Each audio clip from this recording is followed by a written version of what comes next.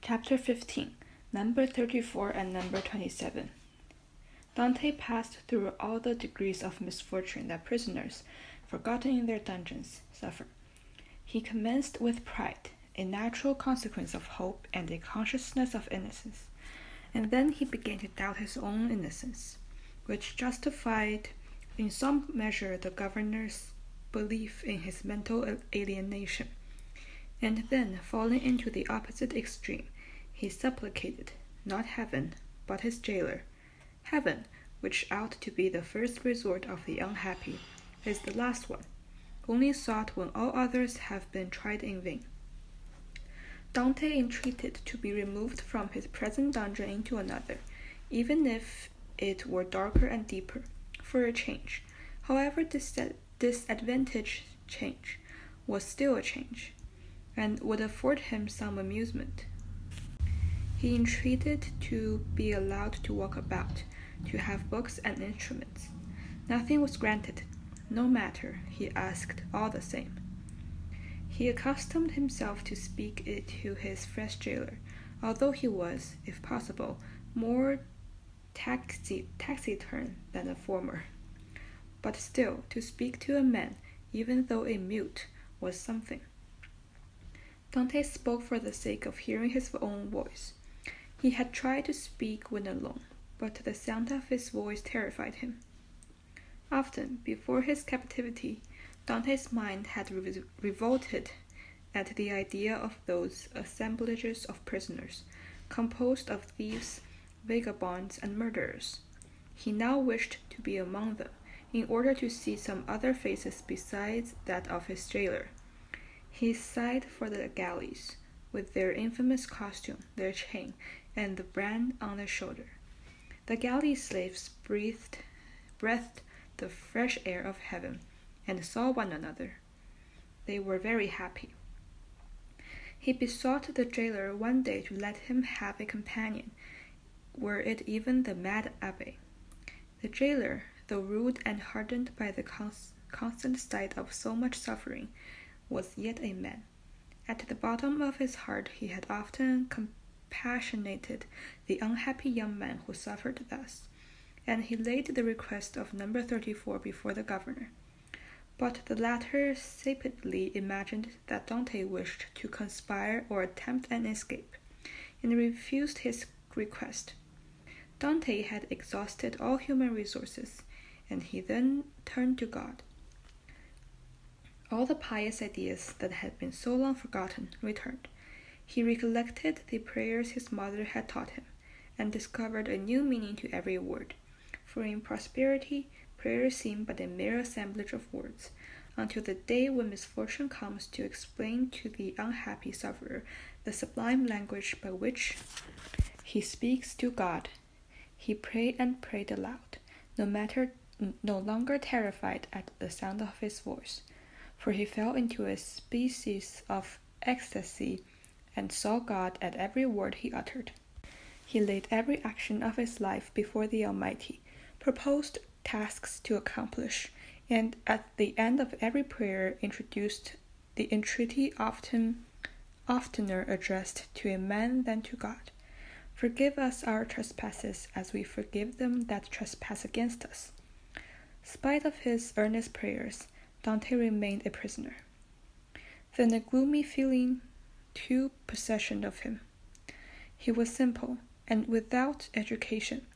He could not, therefore, in the solitude of his dungeon and of his own thoughts, reconstruct the ages that had passed, reanimate the nations that had perished, and rebuild the ancient cities that imagination renders so vast and poetic, and that passed before our eyes, illuminated by the fires of heaven, as in Martin's pictures of Babylon. He could not do this. He whose past life was so short, whose present so melancholy, and his future so doubtful. 19 years of light to reflect upon in eternal darkness. No distraction could come to his aid. His energetic spirit, that would have exulted in thus revisiting the past, was imprisoned like an eagle in a cage. He clung to one idea, that of his happiness, destroyed, without apparent cause, by an unheard of fatality. He considered and reconsidered this idea, devoured it, thus to speak, as Ugolino devours the skull of the Archbishop Roger in the Inferno of Dante. Rage succeeded to this. Dante uttered blasphemies that made his jailer recoil with horror, dashed himself furiously against the walls of his prison. He was in a fury with everything, and chiefly himself. And the least thing, a grain of sand, a straw, or a breath of air, that annoyed him. Then the letter of denunciation that he had seen and that Villefort had showed him recurred to his mind, and every line seemed visible in fiery letters on the wall, like the Mantecole Euphrosine of Belshazzar. He said that it was the vengeance of men, and not of heaven, that had thus plunged him into the deepest misery. He devoted these unknown persecutors to the most horrible tortures he could devise in his ardent imagination, and found them all insufficient, because after torture came death, and after death, if not repose, at least that insensibility that resembles it. By dint of constantly dwelling on the idea that repose was death, and, in order to punish, other tortures than death must be invented, he began to reflect on suicide. Unhappy he who, on the brink of misfortune, broods over these ideas. It is one of those dead seas that seem clear and smooth to the eye, but he who unwarily ventures within its embrace finds himself entangled in the bituminous deposit that draws him down and swallows him. Once thus ensnared, unless the protecting hand of God snatch him thence, all is over, and his struggles but tend to hasten his destruction. This state of mental anguish is, however, less terrible than the suffering that precedes, and the punishment that awaits it, a sort of consolation that points to the yawning abyss, at the bottom of which is nothingness. Edmond found some solace in these ideas. All his sorrows, all his sufferings, with their train of gloomy spectres, fled from his cell when the angel of death seemed about to enter. Dante reviewed with composure his past life, and, looking forward with terror to his future existence, chose that middle line that seemed to afford him a refuge.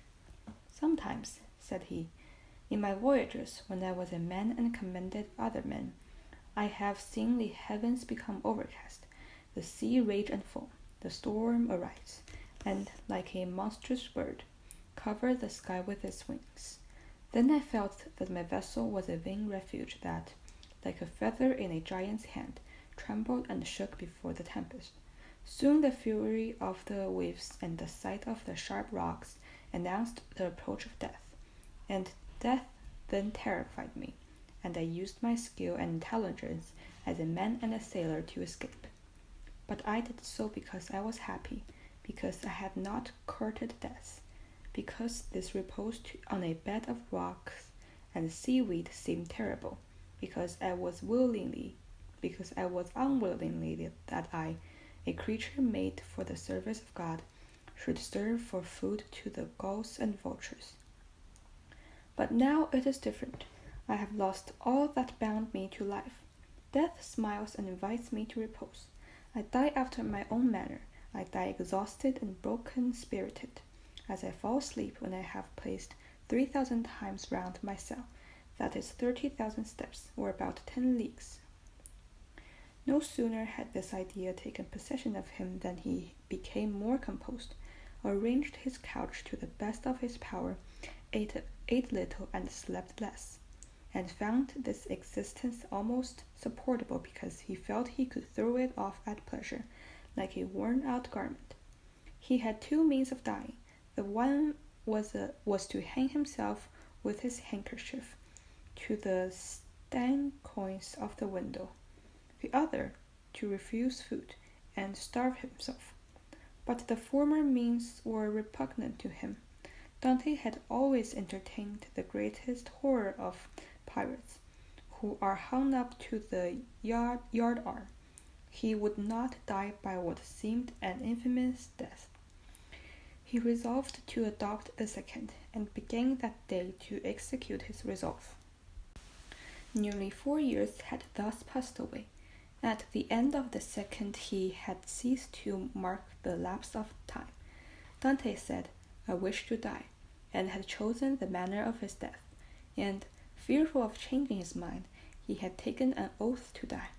"When my morning and evening meals are brought," thought he, "I will cast them out of the window, and I shall be believed to have eaten them." He kept his word.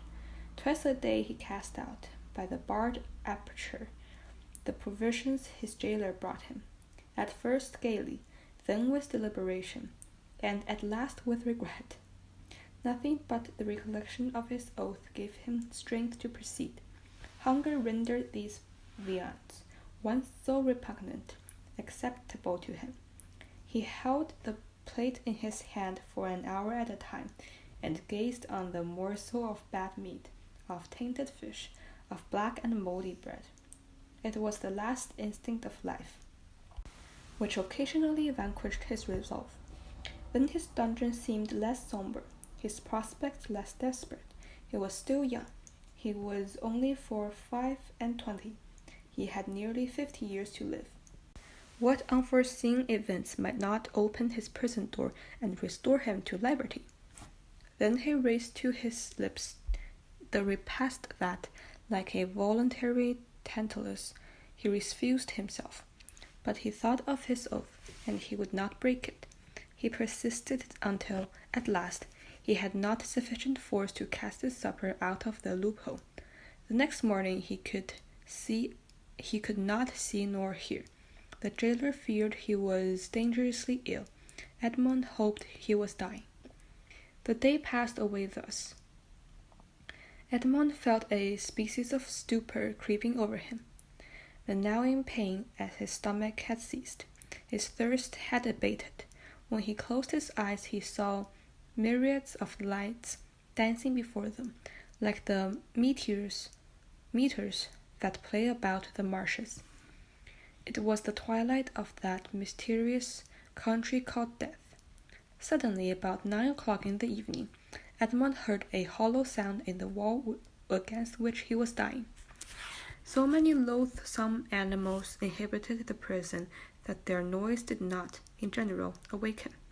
But whether abstinence had quickened his faculties, or whether the noise was really louder than usual, Edmond raised his head and listened. It was a continual scratching, as if made by a huge claw, a powerful tooth, or some iron instrument attacking the stones. Although weakened, the young man's brain instantly recurred to the idea that haunts all prisoners, liberty. This sound came just at a time when all sounds were about to cease for him. It seemed to him that heaven had at length taken pity on him, and had sent this noise to warn him on the very brink of the abyss. Perhaps one of those beloved ones he had so often thought of was thinking of him, and striving to diminish the distance that separated them.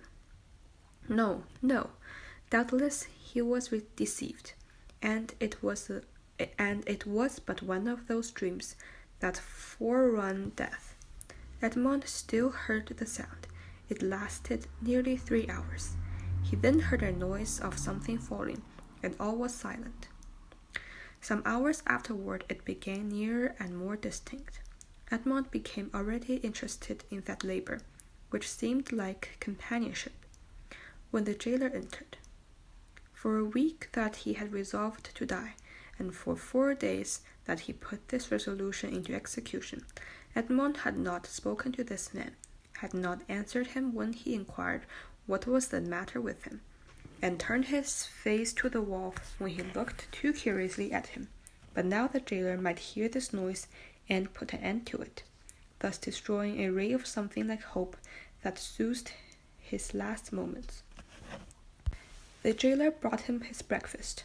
Dante raised himself up, and in loud tones began to speak on everything, on the bad quality of his food, on the coldness of his dungeon, grumbling and complaining, in order to have an excuse for speaking louder, and wearying the patience of his jailer, who had solicited some broth and white bread for his prisoner, and who had brought it.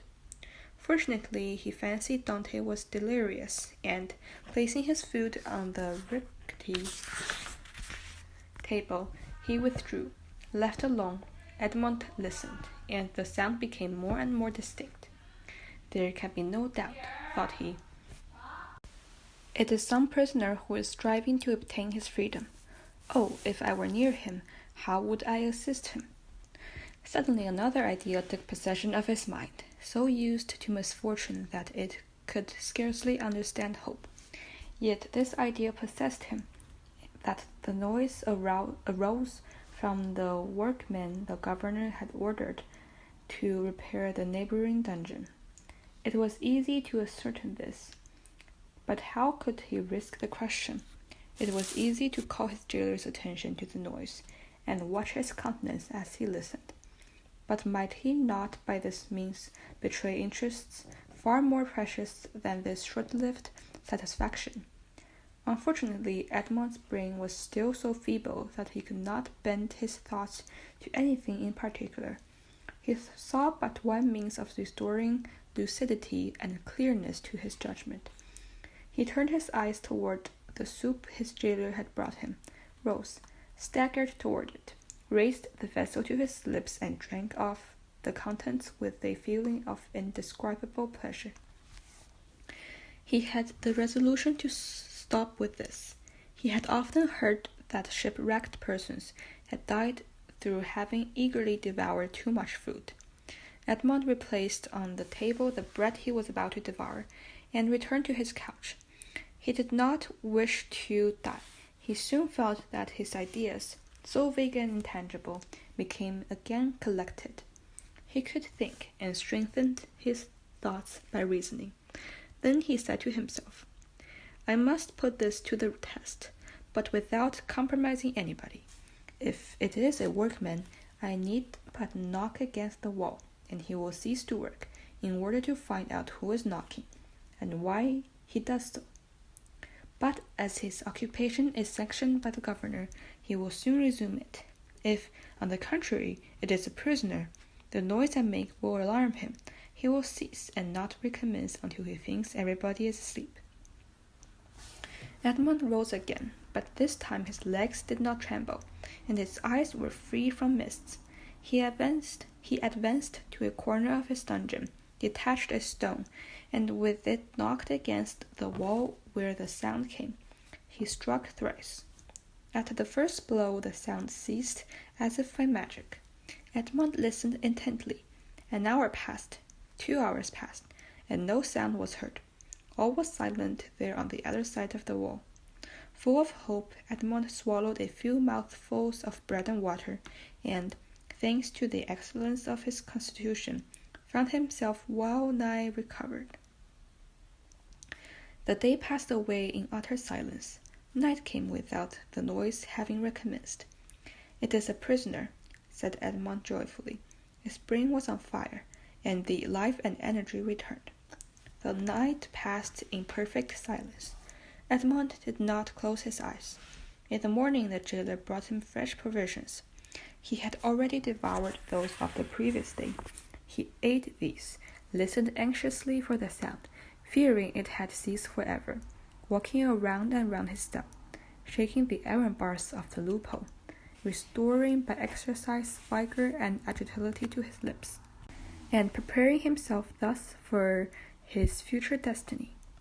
As an athlete before entering the arena, at intervals, he listened if the noise had not begun again, and grew impatient at the prudence of the prisoner, who did not guess he had been disturbed by a captive as anxious for liberty as himself. 3 days passed, 72 long tedious hours, counted minute by minute. At length, one evening, as the jailer was visiting him for the last time that night, Dante, For as for the 100th time he glued his ear to the wall, fancied he heard an almost imperceptible movement among the stones. Edmund recoiled from the wall, walked up and down his cell to collect his thoughts, and replaced his ear against the wall. There could be no doubt something was passing on the other side. The prisoner had discovered the danger, and had substituted the lever for the chisel. Encouraged by this discovery, Edmund determined to assist the indefatigable laborer. He began by moving his bed, behind which the work seemed to be going on, and sought with his eyes for anything with which he could pierce the wall, penetrate the cement, and displace a stone. He saw nothing. He had no knife or sharp instruments. The grating of his window alone was of iron, and he had too often assured solidity. All his furniture consisted of a bed, a chair, a table, a pail, and a jug. The bed had iron clamps, but they were screwed to the wood, and it would have required a screwdriver to take them off. The table and chair had nothing. The pail had a handle, but that had been removed. Dante had but one resource, which was to break the jug, and with one of the sharp fragments attack the wall. He let the jug fall on his floor, and it broke in pieces. Dante concealed 2 or 3 of the sharpest fragments in his bed, leaving the rest on the floor. The breaking of his jug was too natural an accident to excite suspicion. Edmund had all the night to work in, but in darkness he could not do much, and he soon felt that his instrument was blunted against something hard. He pushed back his bed and awaited the day. With hope, patience had returned. All night he heard the subterranean workman, who continued to mind his way. The day came. The jailer entered. Dante told him the jug had fallen from his hands in drinking, and the jailer went grumblingly to fetch another, without giving himself the trouble to remove the fragments of the broken one. He returned speedily, recommended the prisoner to be more careful, and departed. Dante heard joyfully the key grate in the lock, a sound that hitherto had chilled him to the heart. He listened until the sound of steps died away, and then, hastily displacing his bed, he saw, by the faint light that penetrated into his cell, that he had labored uselessly the previous evening in attacking the stone instead of removing the plaster that surrounded it. The damp had rendered it friable, and Dante saw joyfully the plaster detached itself in small morsels. It is true, but at the end of half an hour he had scraped off a handful. A mathematician might have calculated that in 2 years, supposing that the rock was not encountered, a passage 20 feet long and 2 feet square might be formed. The prisoner reproached himself with not having thus employed the hours he had passed in hopes, prayers, and despair. In 6 years, the time he had been confined, what might he not have accomplished? This idea imparted new energy, and in 3 days he had succeeded, with the utmost precaution, in removing the cement and exposing the stone. The wall was formed of rough stones, to give solidity to which were embedded, at intervals, blocks of hew and stone. It was one of these he had uncovered, and which he must remove from its socket. Dante strove to do so with his nails, but they were too weak. The fragments of the jug broke, and after an hour of useless toil, Dante paused with anguish on his brow. Was he to be thus stopped at the beginning, and was he to wait inactive until his fellow workmen had completed his toils? Suddenly an idea occurred to him. He smiled, and the perspiration dried on his forehead. The jailer always brought Dante soup in an iron saucepan.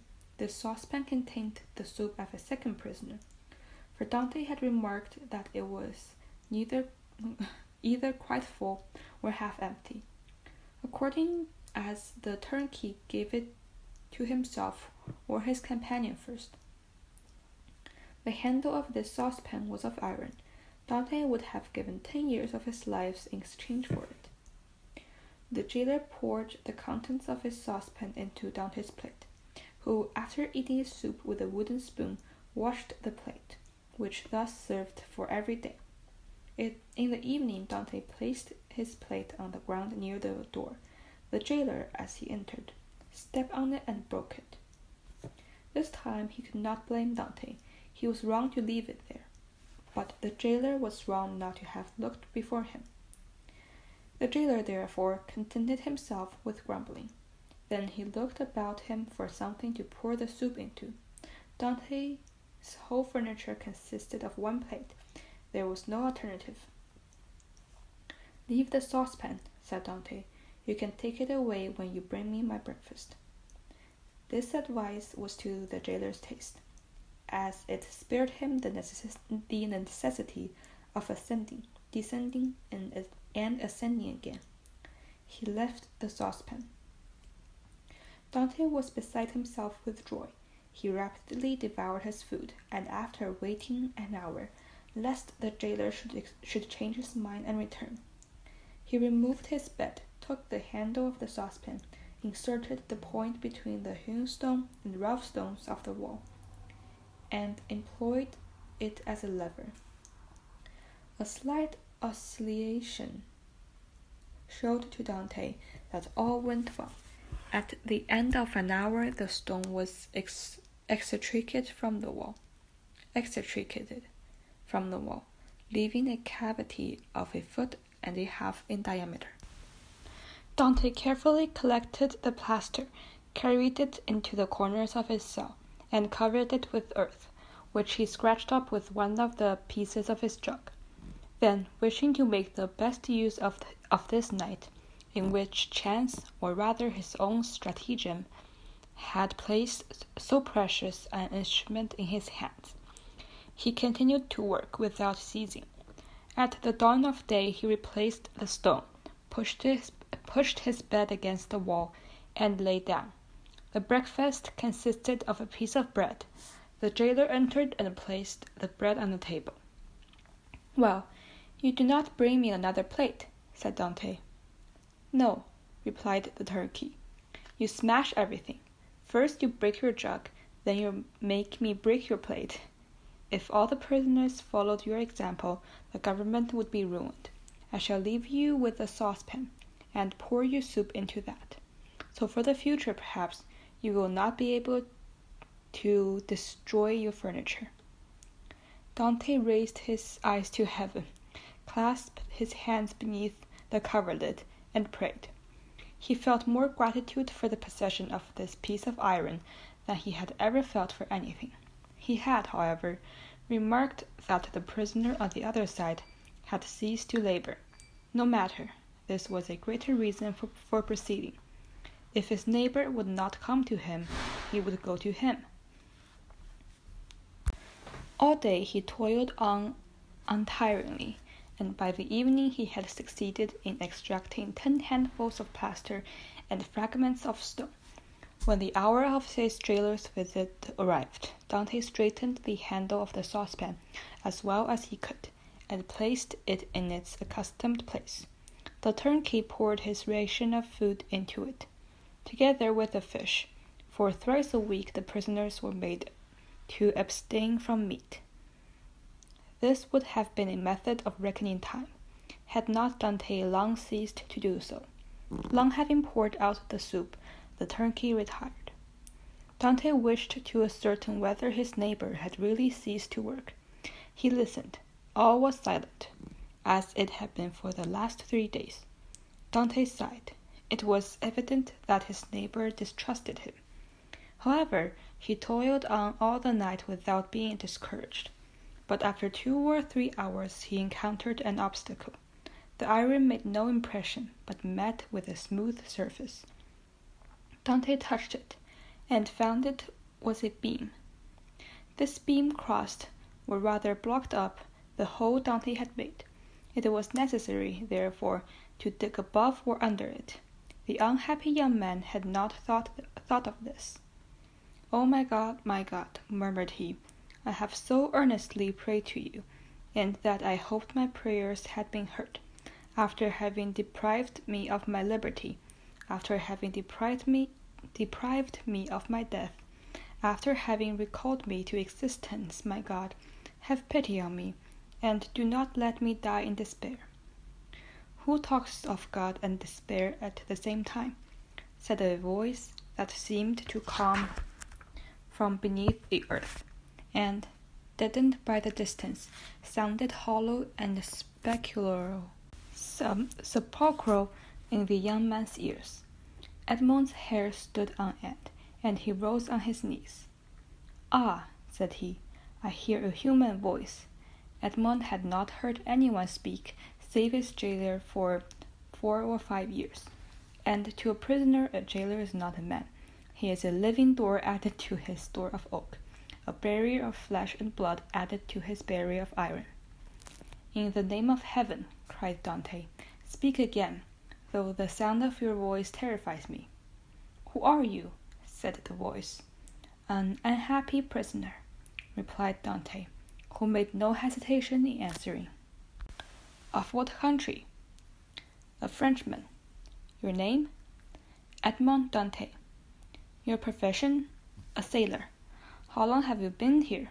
"Since the 28th of February, 1815. "Your crime?" "I am innocent." "But of what are you accused?" "Of having conspired to aid the Emperor's return." "How for the Emperor's return? The Emperor is no longer on the throne, then?" "He abdicated at Fontainebleau in 1814, and was sent to the island of Elba. But how long have you been here that you are ignorant of all this?" "Since 1811. Dante shuddered. This man had been 4 years longer than himself in prison. "Do not dig any more," said the voice. "Only tell me how high up is your excavation." "On a level with the floor." "How is it concealed?" "Behind my bed." "Has your bed been moved since you have been a prisoner?" "No." "What does your chamber open on?" "A corridor." "And the corridor?" "On a court." "Alas," murmured the voice. "Oh, what is the matter?" cried Dante. "I am deceived, and the imperfection of my plans has ruined all. An error of a line in the plan has been equivalent to 15 feet in reality. I took the wall you are mining for the wall of the fortress."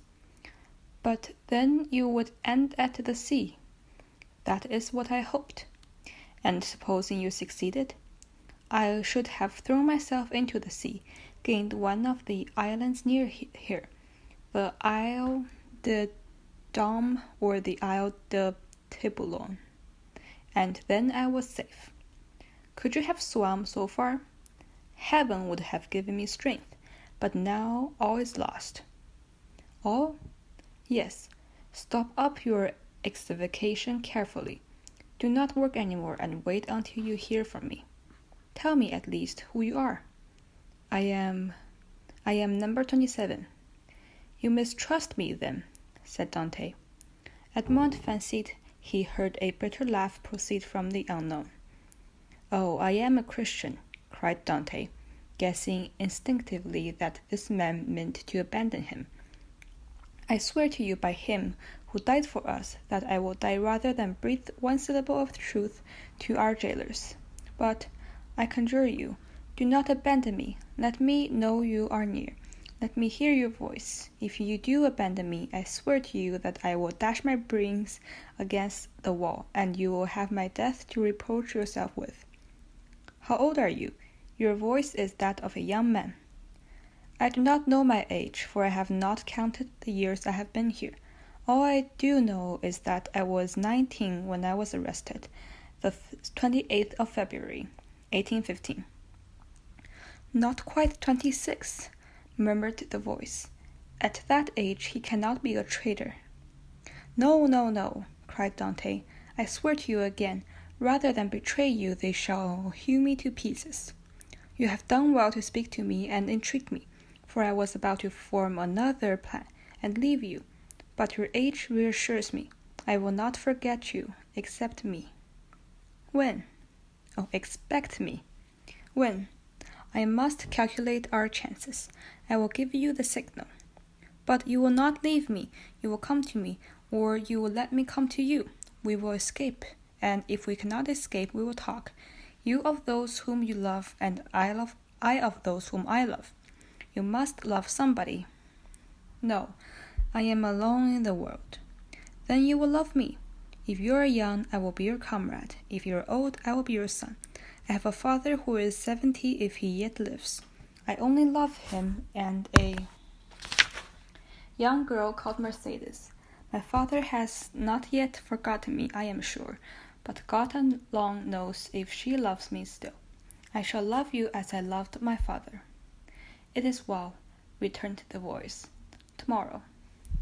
These few words were uttered with an accent that left no doubt in his sincerity. Dante rose, dispersed with fragments with the same precaution as before, and pushed back his bed against the wall. He then gave himself up to his happiness. He would no longer be alone. He was perhaps about to regain his liberty. At the worst, he would have a companion. The captivity that is shared is but half captivity. All day Dante walked up and down his cell, his breast throbbing with joy. He sat down occasionally in his bed, pressing his hand on his heart. At the slightest noise, he bounded toward the door. Once or twice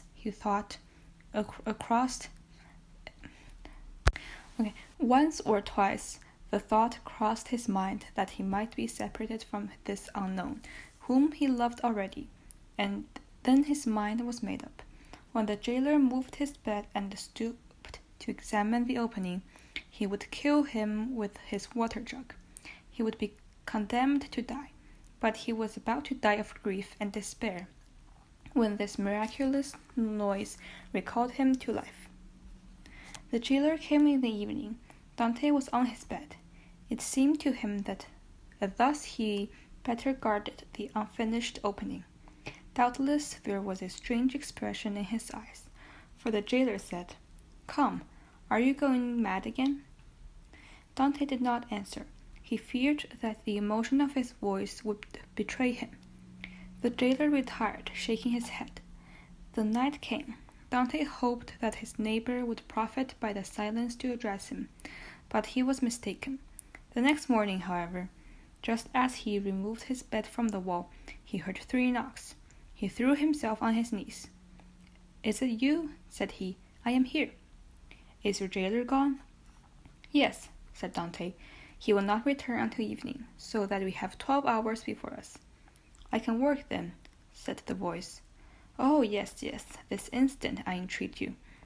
In an instant, the portion of the door on which Dante, half buried in the opening, was leaning his 2 hands, gave way. He cast himself back, whilst a mass of stones and earth disappeared in a hole that opened beneath the aperture he himself had formed. Then from the bottom of this passage, the depth of which it was impossible to measure, he saw appear first the head, then the shoulders, and lastly the body of a man who sprang lightly into his cell.